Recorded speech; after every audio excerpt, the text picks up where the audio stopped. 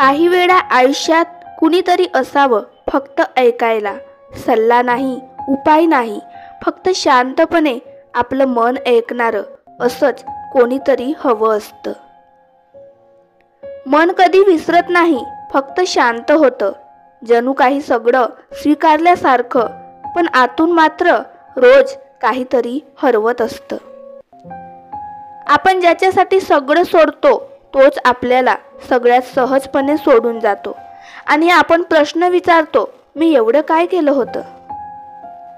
रोज एक नवा चेहरा लावावा लागतो, जिथं हसावं लागतं जरी मनात रडणं सुरू असतं.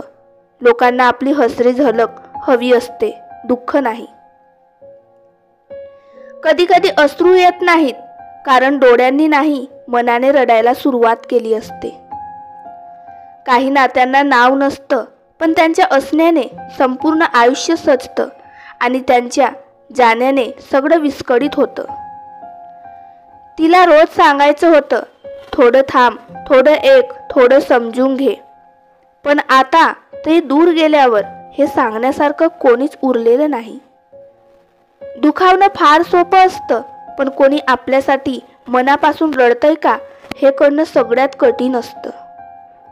प्रेम संपत नाही, फक्त आपण व्यक्त करणं थांबवतो, कारण समोरच्याला ते समजून घ्यायची गरजच वाटत नाही.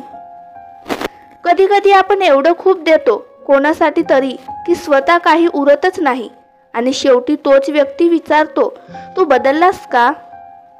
काही आठवणी अशा असतात ज्या विसरता येत नाहीत, कारण त्या फक्त आठवणी नसतात, तर आपलं संपलेलं आयुष्य असतं. नात्यांचं मोल फक्त ते जातात तेव्हा कळतं, तोपर्यंत आपण फक्त तू आहेस माझ्यासोबत इतकंच समजत राहतो. काही गोष्टी सांगता येत नाहीत, फक्त मनात दाबून ठेवाव्या लागतात, कारण सांगितल्यावर लोक समजून घेण्यापेक्षा न्याय लावायला लागतात. रोज तुझी वाट पाहणं हे आता सवयीच झालंय. तू नाहीस हे माहीत असूनही मन रोज तुझं नाव घेतंय. आपण ज्यांच्यावर सर्वस्व झोकून देतो तेच लोक आपल्याला मोडून टाकण्यात सर्वात पुढे असतात. शब्द सोपे असतात, पण भावनांचं ओझं फार जड असतं. कधी कधी एक ठीक आहे म्हणणं म्हणजे मनाला मारणं असतं. एखादं नातं असेल जे पूर्णपणे तुटलेलं नसतं, फक्त संवाद संपलेला असतो, पण मनात अजूनही धडधड असतं. जगासमोर हसणं हा एक मुखवटा झालाय, म्हणून जेव्हा आपण खरंच रडतो तेव्हा कोणी ओळखतच नाही. काही व्रण दिसत नाहीत, पण ते रोज मनाच्या आत साखर झाल्यासारखं सलत राहतात.